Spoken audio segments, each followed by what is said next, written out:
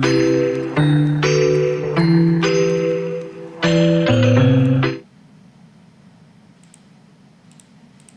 a very warm good morning, everyone, for today's live. So, we are delighted to have Dr. Kritika Kalumutu, who is the Chief Happiness Officer at Be Well Hospital. And also, we have joining in today Mr. Arsh Srivastava, co founder of Gravitas AI. Welcome, both of you, for today's live. Thank you for having Thank us, you, Akshita. Akshita. Okay, and so we'll be discussing about how to design engagement at workplace. But firstly, before that, I would like to highlight our audience about the amazing role of Chief Happiness Officer. So, if I'm not wrong, of course, they help in implementing strategies to boost engagement, of satisfaction, and conducting happiness surveys and facilitate team building activities. Also, promote work life balance, mental health awareness, and personal growth through different training programs by fostering a positive work culture. So, I know there is more gravity to this role. So, I would like you, doctor, to take over this and explain more to our audience about your amazing role. Thank you very much, Akshita. That was you kind of mentioned quite a bit about what I do.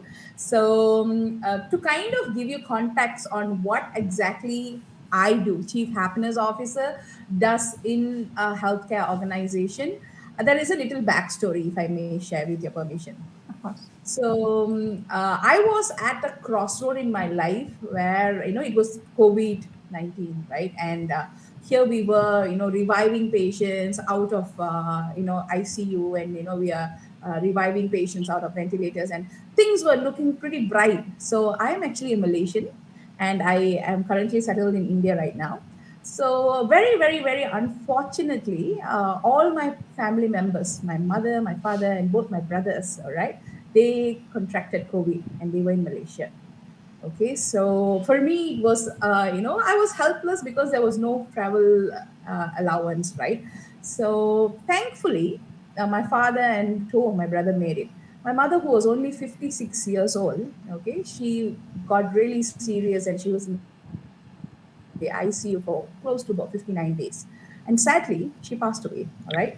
So this really took a huge hit in my, my entire being. Like, what am I doing? Why am I doing what I'm doing? And the fact that she educated me and I couldn't even be there for her final rites really kind of struck a chord. Like, why am I doing what I'm doing, right? So this took me on a self-exploratory journey where I went and did a 200-hour yoga teachers training course.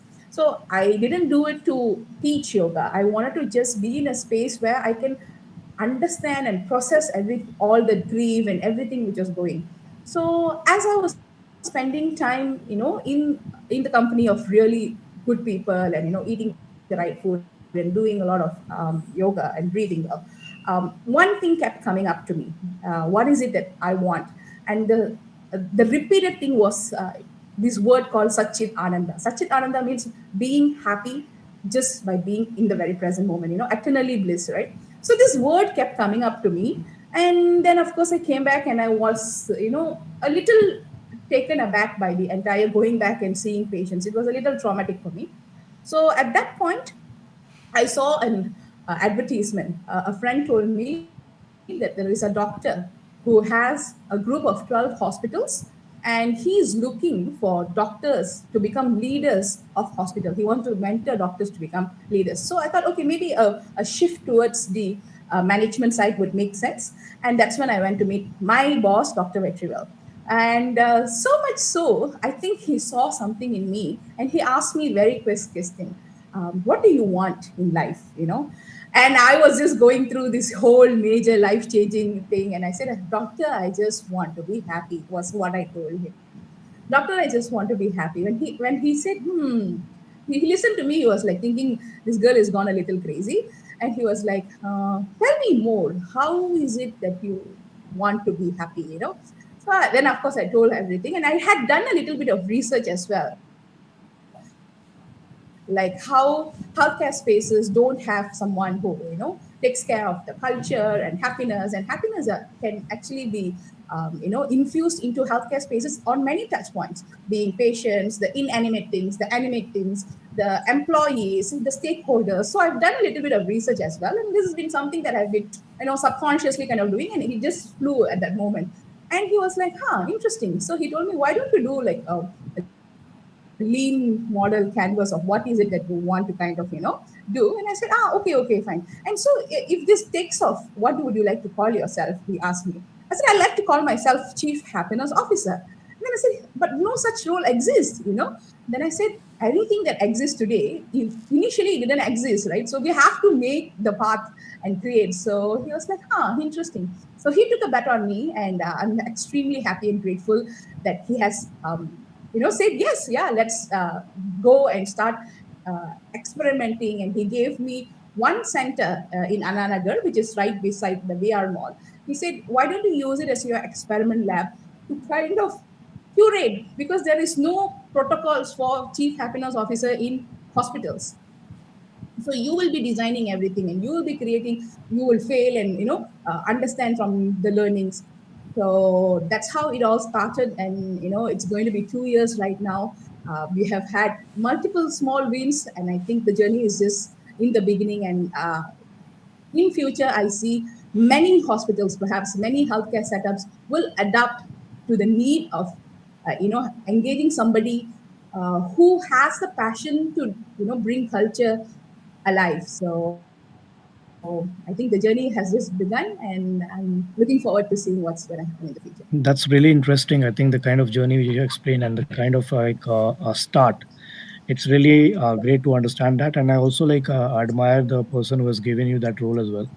Also, one key thing which I noted, the line which you mentioned is very important. That something which is existing today didn't exist before.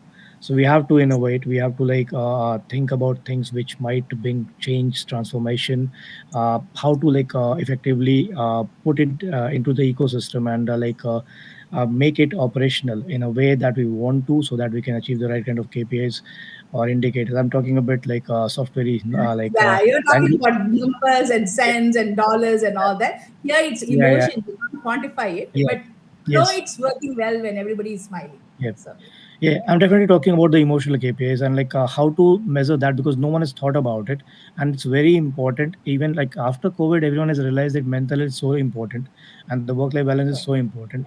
Previously, that kind of like thought process was not there. So definitely Mhm. taking a step ahead and taking a step ahead of the curve is very important, and that's what you have exhibited. So massive congratulations on that. Thank you so All much. right. So we all know this word like work-life balance has already been existing from several years, but how to implement that and how to bring it into practice is very important. So with this, I have a very small and curious question to have with you, Doctor. That what are the key strategies and best practices you can say the organizations should implement and foster to have this kind of thing in today's world, in today's environment where remote setup as well as hybrid setup is coming up? Okay, so this question is very relevant for most industries, but healthcare industry requires you to be physically present, right? You can't have a nurse sitting at home and measuring a BP. It's not. Probably it will be done in a couple more years, but right now we still need for a hospital to run effectively. We need manpower to sit there and actually man things, right? So now work-life balance, it's a very delicate concept when it comes to healthcare. And we must understand we have different strata of people. We have the people on the board who are doing finance and HR. We have nurses, we have doctors who come in and go out. We have the housekeeping staff. They are a very important and integral part of the hospital. I think they, in fact, are very one of the biggest backbone, because you wouldn't want to go to a hospital where it's dirty and the bed sheets are not made, right? So everywhere, every touch point, right? These people should be treated with utmost respect, utmost. They have to be given the sense of belonging. Like, you know what, I am working here in Be Well. We have this concept of, we call ourselves Be Valiants. So we look at each other as a family member, and we actually extend activities. We make a lot of engagement to make them feel like they are a part of a family. Our boss, our CMD sir, takes the trouble to actually pick up the phone and call uh, people on their birthdays. There are 700 of us, and he makes his time to kind of call most of them. And we have a line of people, so there is some level of personal engagement and connection which is happening there. More than that, he also takes time to even engage with. He knows everyone by name, by the way. Yeah, so he kind of he will address once he knows you in person. He will always address you by your name, and I think that's something which is very fantastic and warm. And he remembers who is in your family, how many children you have. I think that's very not something that a lot of people do, but he does that, right? So I felt that somewhere in him, he himself has like has this mission of, you know what, I'm not only working for my family, I have 700 and almost 800 family that I'm also working along with. So that's one thing.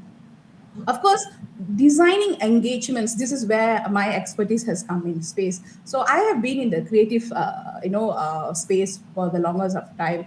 I have been trained by Tony Robbins, and I've done life coaching certifications and all of this before, which has added benefit to understand how I can curate programs and create things which were not there. To give you a simple example, we are spread across 12 units.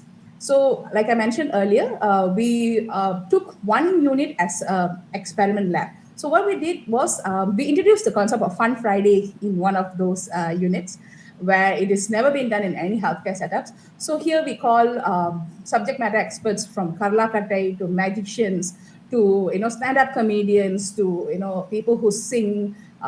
We had art therapy, we had yoga, and we kind of allowed nurses and housekeeping staff and doctors to experience something that they have never experienced within the facility of a hospital. And let me tell you, it didn't like all just come on a silver platter. Let me be very honest to you. When I first initiated all of this, okay, I realized that the turnout was really, very, very low. I was like, here I felt like, oh my God, what am I, I'm putting in so much of effort to bring all these people here. Why is the turnout so low? Why do I only have 8 or 10 people showing up? And then it kind of seeped into me, like, you know what, we are in a hospital setup. We are not like, space where we can just pause work and come. There needs to be people who is manning the ER. There needs to be people who's manning the X-ray machine. So I initially, what for me was a disappointment, it became a learning. And what we did was we designed things around that. So we kind of told them 2 nurses take turns on a daily basis, on a weekly basis. One person from the X-ray department, one person from a cafeteria. So we kind of rotated so that everybody gets a chance as well. So we kind of learned from each of our mistakes, and we learned and we implemented. And every time I walk into the hospital, they were like, what's happening next week? Who's coming next week? So people were like already excited to see what they can experience next week, right? So that was one of our little wins, if I may share. Yeah, many other things, of course. That's really interesting, and the kind of like setup you explained about like people adjusting and people like being maintained into different rotas, so that they can like work accordingly to their current situation or the situation in their work life and the life as well.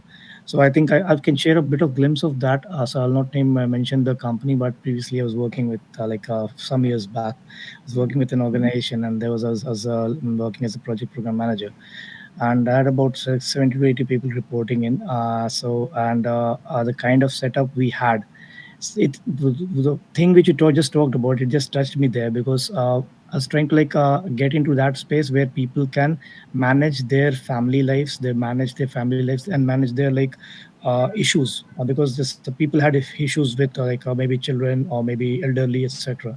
So how they can effectively pass on the responsibilities to different team members, and the team members also don't feel overloaded with that, rather than they feel that okay, this is something which I can take today, and tomorrow when I need it can be something which can be taken by someone else. So fostering that kind of culture is really important, and I'm really glad that in hospital sector you are able to get it operationalized in such a nice way.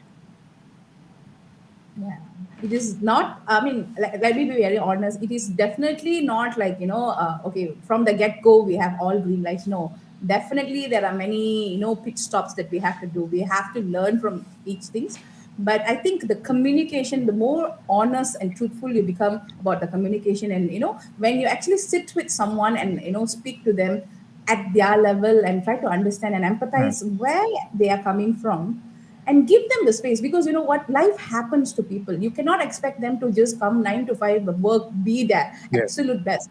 People pass away, children get sick. So giving them the benefit of doubt and allowing them to experience life, because most of the employees at Bewell, actually we have a huge Bewell is right now 12 years old. We have more than, I think, close to 30 to 40% of them have completed more than 7 years with Bewell. So something that has to be right for them to stick on to the organization for 10 years and 12 years.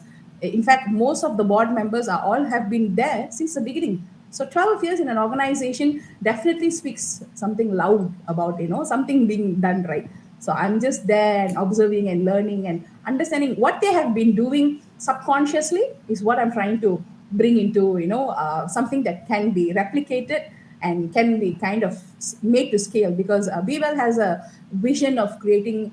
Today we are 12 centers across Tamil Nadu. We want to have 500 centers across India in the next 10 years. So rapidly expanding is the way we are looking at, and we want that culture to kind of spread through across all our hospitals as we are growing. Can't agree more with you. And the kind of like implementation also is, it's not only from the employees health perspective or the employees like work life balance perspective, but also organizations also need to understand that this is directly linked to performance management. I've seen people blaming people about performance issues and other things, but they don't actually realize what can help them, because everyone who's working in a particular organization has got the skills, they have got the mindset, they've got the skills that has already been like thoroughly interviewed. So there's no point asking or questioning that ability to do a particular job, but there might be situations in life which don't let you progress in the right kind of way which you wanted to do in a particular job. And that is something which is to be understood. If you give people space and time to think about things, then the productivity comes. So I totally agree with what you said, and really amazed to have this conversation with you. Yeah.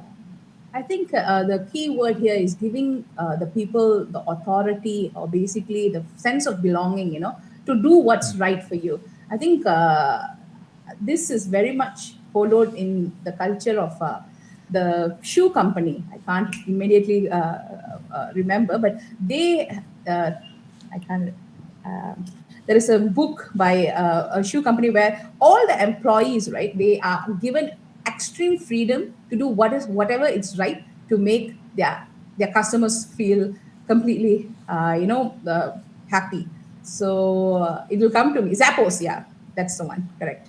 Yeah, yeah. So yeah, so I think for us, to a great extent as well, we kind of pass on this message.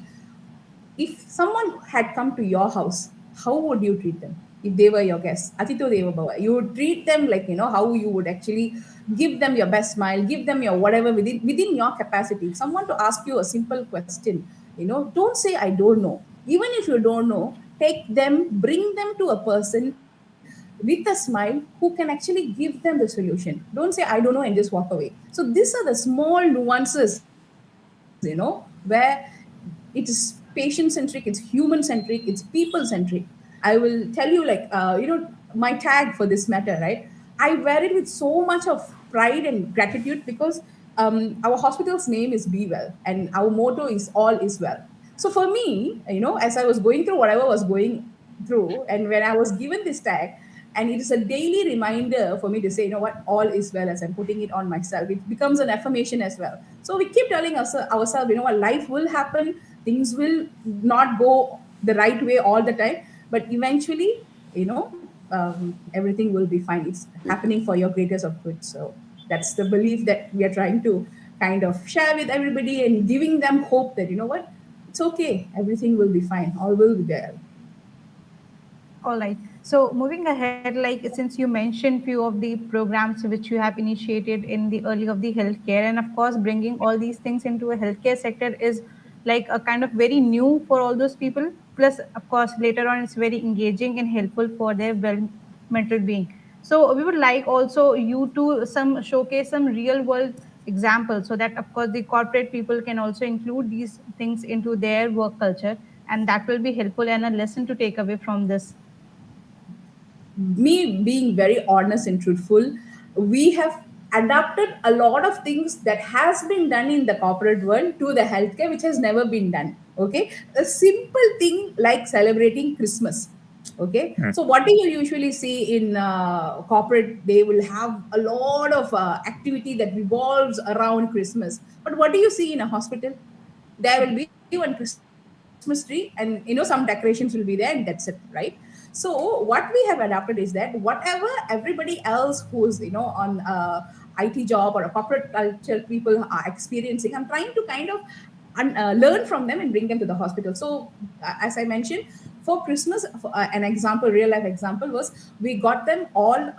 We made a Christmas tree decorating competition. So we sent all of the units the same tree, and we told them, you cannot use a lot of resources. You can't spend money. Whatever that you spend, you have to be sustainable and be created from within. So we gave them a couple of clauses, and it became like a event that everybody kind of participated. We gave them a time frame of 3 days, and take pictures and videos and send to us. You won't believe, never in the history of our hospitals we have sent so much of colors and festivity and people coming together and wrapping things and making little balls, and that is bringing people together.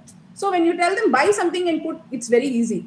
So I said, no, you bring something which is available in your home, and then try to use it and take it back. So you're bringing these people together and bringing a sense of, okay, my house I have this, your house you have this, your house bring, let's put together and create. It was so beautiful. We had an entire panel of judges to sit and identify which was the best unit. And I tell you, we were mind blown by the length and breadth they went. So for this to happen, somebody has to create, right? Like, okay, this is we need to have certain set rules, and they can be individually doing it, but because we tie it and we give them a SOP kind, we usually give them a toolkit. So I usually design a toolkit and tell them what are the guidelines and who are the people should be, these are the materials. So when you give them a proper toolkit to kind of follow and also acknowledge them. So we created a rolling trophy. So this year, this one. Next year, and we told them also, you cannot just simply throw the tree. You have to wrap it, put it back into a space, take a picture and send to us. So until the end, we measure that, and we make sure we kind of reuse and make it sustainable as well. So giving them a lot of accountability as well as responsibilities, I think, creating the system and processes, that's why it works. That's amazing, and I think that makes me remember one of the events which we used to have back in my early software days. So we used to have, as you mentioned about Christmas, we used to have Secret Santa, Yes. and Okay. that was across the board with the full team. So it was really amazing, and it was so exciting to know, like you just waiting for that moment. Okay, what will I get, and what are other others getting into the space? So, and it was a very interesting conversation. Everyone sitting in the boardroom and having like a lot of surprises, and to discuss about that and maybe predict about, okay, maybe in that packet that is something which I can think of. So yeah, it was really very interesting, and we had a lot of those kind of conversations when I was there in one of the MNCs initially.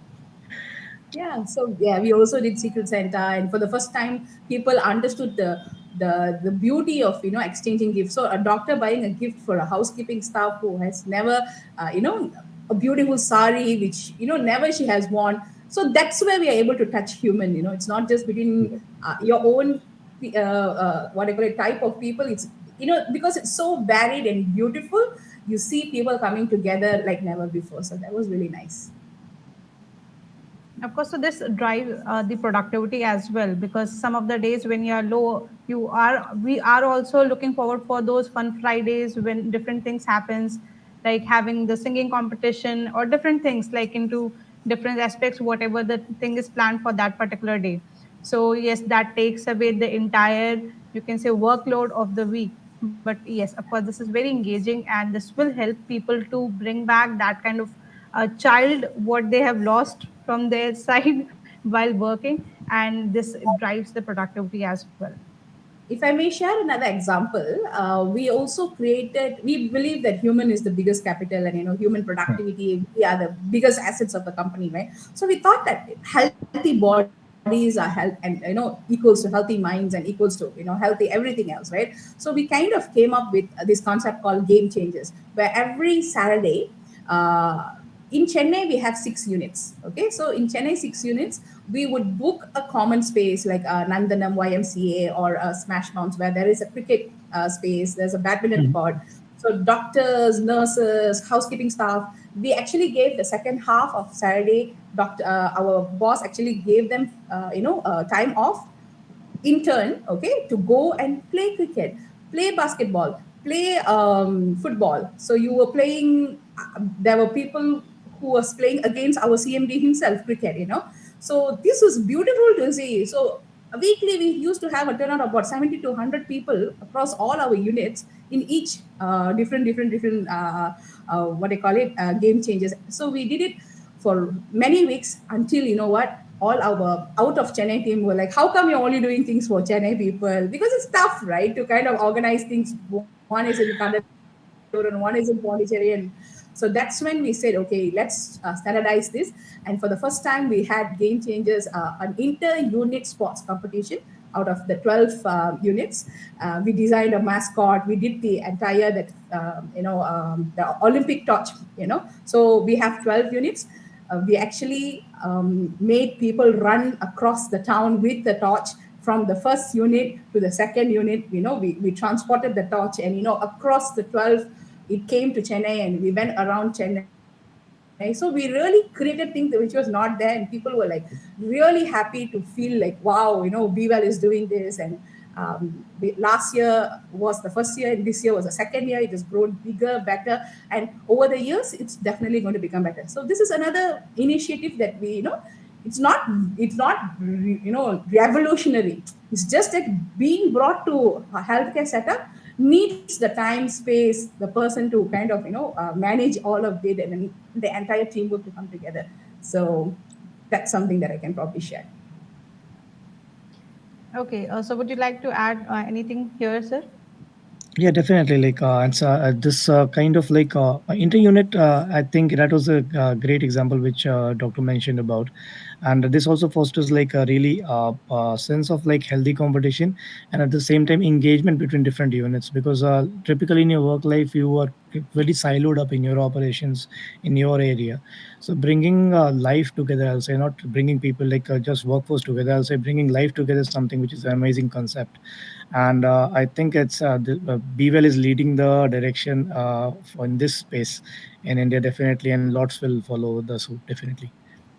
Of course, I agree with you, setting as an example for the rest of the healthcare segment across India and of course across the world, to have this kind of setup. And of course, every healthcare should have a chief happiness officer, because the kind of happiness she brought to this session and to this discussion, of course, she must be bringing into the segment where she is working. So with this, I would like to summarize today's session, where we discuss a lot about how to bring productivity as well as how to develop the work-life balance and the mental health, which is very important for the engagement of the employees in every sector. So thank you so much, ma'am, for dedicating your time here with us and being the part of this discussion. This was very useful, of course, for our audience as well. And thank you, sir, for joining and helping us to understand, giving some previous work experience, what you have, and some your experience, what you shared with us was very interesting. Thank you. Thank you, everyone. Thank you, Doctor, for joining us. It was a privilege to host you. Thank you so very much for having us, and thank you for allowing me to share our story. We really look forward to seeing y'all touch so many bigger milestones, and it has been an absolute pleasure. Thank you so very much, and wish you all the best. Thank you, Doctor. Thank you. Namaste. Thank you. You can leave. Yes, so we can switch off the cam and then mute ourselves. Meanwhile, Akshita will let you know when to leave. Yeah, so Doctor, if you want, you can leave now. So this is the closure. Okay, thank you very much. Can you all just send me the link so that I can just pass it? We'll do that. Of course, we'll do that. Right. Thank you. Arsh, nice meeting you. Thank you, Akshita, and thank you. Both of you are Akshita. So one is Akshita Garg and one is Akshita Shahi. Interesting. Yeah, that's team Akshita for us, and they're working wonders for us. Oh, lovely, lovely, lovely. I must learn someday, how to do this live studio thing from who's doing it? Akshita Garg. Yeah, Yes, I love to learn how to do this someday from you all. Okay, we'll be happy to